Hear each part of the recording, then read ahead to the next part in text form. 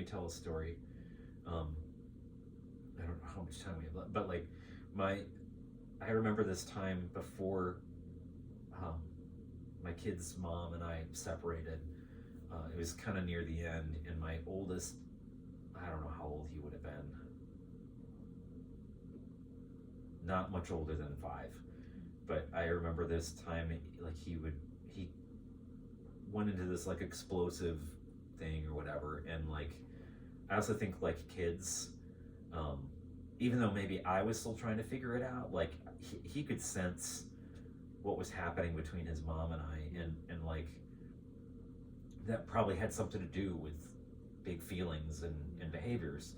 But he like he was, I don't know, he's really naughty, and like I don't know, was really misbehaving. And so this was a period of time when like I basically sent him to his room, um, because I was really upset by the way he was behaving. So like it was kind of like, how would my mom have behaved in this situation? I don't know, but I sent him to his room, and he was in this period of time where like he would go into his bedroom and he would tear everything off of the bed, like all the sheets and the mattress cover and all this kind of stuff, and the pillow, the pillowcase, all the stuffies, everything would just be all over the room. It'd be like a disaster, like a tornado had gone off in there. And so like I know that's what he's doing in there, which is only gonna require more effort and stuff. And so like I went to the kitchen sink, and I I got a glass of water.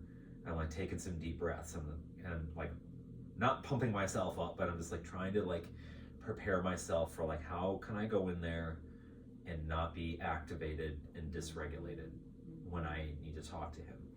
And so I started to walk down the hallway towards his bedroom, and I don't know why, but Ben was napping, or for some reason wasn't there. I don't remember what it was, but I remember that as I was walking to Abe's room, all of a sudden I hear this, "Hey!" like yell, and um, and it was his mom. It was Abe's mom. She comes like storming up right behind me. I'm standing right outside Abe's bedroom door. I'm just about ready to go in there, and um, she starts like telling me what a terrible father I am, like right as I'm just about to, and like she's yelling it. So he is right on the other side of this door, just torn his bedroom apart, and he's on the other side of his door. He's hearing his mom tell me what a terrible father I am, and and I was a little bit frozen, but I was also just like, I don't know if this is a proverb that's in the Bible, but it was something about like, um, it's best not to argue, like don't argue with a fool. And I don't know, like I'm not trying to call the kid's mom a fool or whatever, but I was just like, it's not going to help you if you try to argue with her. So I basically like, oh wow, I'm using the same language. I basically just let her exhaust herself. I let herself get it all out and exhaust herself, and then she like stormed back off to the living room. And I turned around and I opened the door, and here's Abe, like he's just sitting in the middle of this like crap everywhere, and like in 5 minutes before that he'd been just such a brat. He was, and now you could just see he's like devastated. He's just sitting there in the middle of it. And I sat on the floor next to him, and I said, it must be really scary to hear your parents talk like that. And he's like shook his head. Yeah. I was like, can I hold you?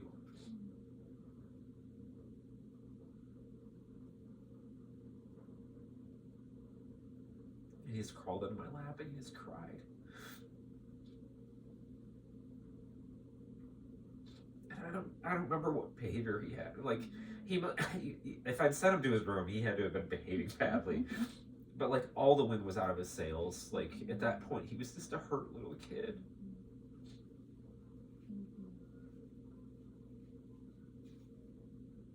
I honestly think like something loosened in him that day. Like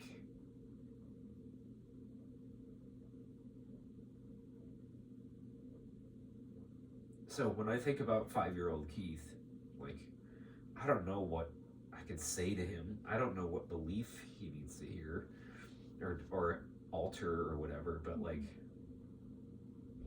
I think like what speaks to me the most is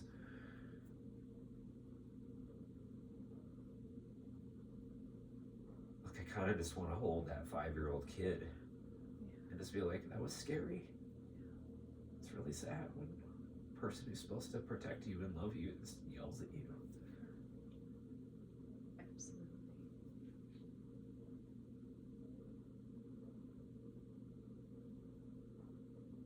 And I wonder what would happen in those moments where he shows up in that tightness of chest that you described. You can feel him physiologically in those conversations with your partner. And if you can stop and put your hand right where he's showing up in your body, and I know this is scary for you, but I will keep you safe and I will protect you. This isn't about you. You are enough. Just acknowledging that he's there, like you acknowledged your son. You acknowledged what he might be feeling. If you can turn that beautiful gift of empathy that you have on yourself, I wonder if he'll be able to subside and step back, and you can stay present with Lily in her thing that she's talking about that has nothing to do with you or 5-year-old Keith.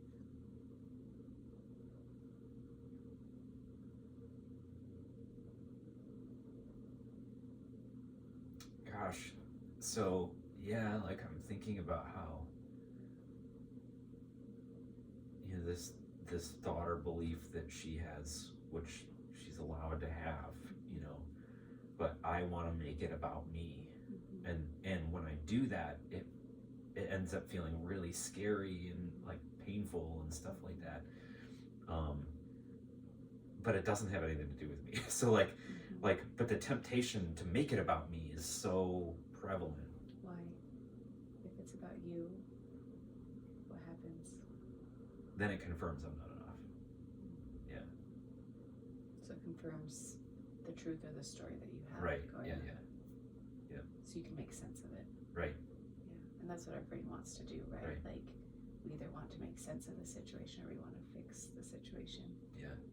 And maybe this is something you could explore on your own, as we have just a few minutes and need to wrap up. But I think if you could explore on your own, does this also, if it's about me, does it mean that I can fix it, that I can help her, that I can extricate that belief, and then it won't be a because problem.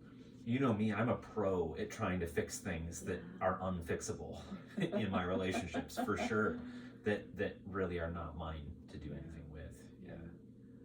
But it's almost like in trying to fix things that are not mine, it continues to confirm the old story, and it continues to make me not have any agency. But yeah, that is helpful though to think about. Yeah, because it's almost as like, it makes me feel so dysregulated that it's like I think if I can control them, then that'll take away my dysregulation. But it's really more about like, how can I sit with this and like comfort this rather than like trying to control something that's not mine to control. Absolutely. So being able to recognize, name, hey, I see you here. Yeah. I feel you. This isn't about you. You're safe.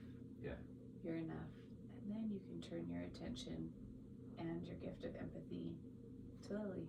Yeah. And literally or figuratively hold her like you held Abe. Yeah. And like that belief feels scary to you, doesn't it? Yeah. And use all those gifts of empathy, because the reality is a lot of times maybe she wanted you to fix it, but a lot of times she also just probably wants to be heard. Right. And sat with, right? Yep. So maybe try that. Yeah. Next time this comes up, and see if that works for you. See if recognizing little Keith makes him feel less, because I think when we're not recognized, we want attention. We run under the desk hoping mom's going to come and find us. We want that connection, so he's going to keep calling to you and showing up in those situations until he's recognized. Like, I see you. Yeah. You're safe. I've got you. Thanks for being here today. Yeah. Thanks. Anything else you want to share before we wrap up? I think I'm good. Thank you. You're welcome. Yeah. All right. All right. Did you?